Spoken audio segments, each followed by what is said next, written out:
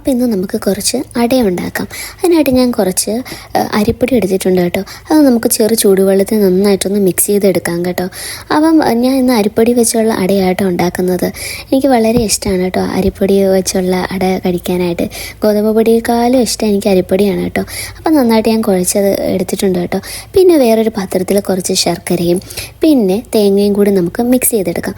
പിന്നെ ഏലക്ക, ഒരു ഫ്ലേവറിന് കിട്ടാൻ വേണ്ടിയിട്ട് ഏലക്കയും കുറച്ച് നല്ല ജീരകവും കൂടി ഞാൻ ഇതിലൂടെ ചേർക്കുന്നുണ്ട് കേട്ടോ. അതും നന്നായിട്ട് നമുക്കൊന്ന് മിക്സ് ചെയ്ത് എടുക്കാം കേട്ടോ. ശർക്കര വെച്ചുള്ള അടയാകുമ്പോൾ ടേസ്റ്റ് ഒന്നുകൂടി കൂടും. പഞ്ചസാരേനേക്കാളും കൂടുതലും ഇഷ്ടം എനിക്ക് ശർക്കര വെച്ചുള്ള അടയാട്ടോ. ഈ തേങ്ങാപ്പീരയും ഇങ്ങനെ വെറുതെ തിന്നാനും ഭയങ്കര ഇഷ്ടമാണ് കേട്ടോ.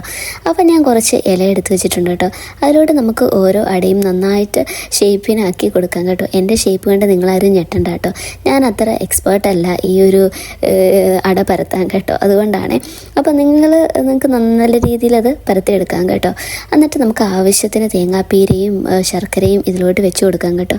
വളരെ ടേസ്റ്റി ആയിട്ടുള്ളൊരു 4 മണി പലഹാരം തന്നെയാണ് കേട്ടോ ഇത്. വളരെ സിമ്പിളായിട്ട് ഉണ്ടാക്കാവുന്നതുമാണ് കേട്ടോ. വേണമെങ്കിൽ നമുക്ക് ഉണ്ടയോ കൊഴുക്കട്ടയോ ഒക്കെ ആക്കി നമുക്കിത് ഉണ്ടാക്കാവുന്നതാണ്. അങ്ങനെ നമുക്കിത് ഓരോന്നും പരത്തിയെടുക്കാം കേട്ടോ. ഞാൻ വളരെ കുറച്ച് ക്വാണ്ടിറ്റി ഇവിടെ എടുക്കുന്നുള്ളൂ കേട്ടോ.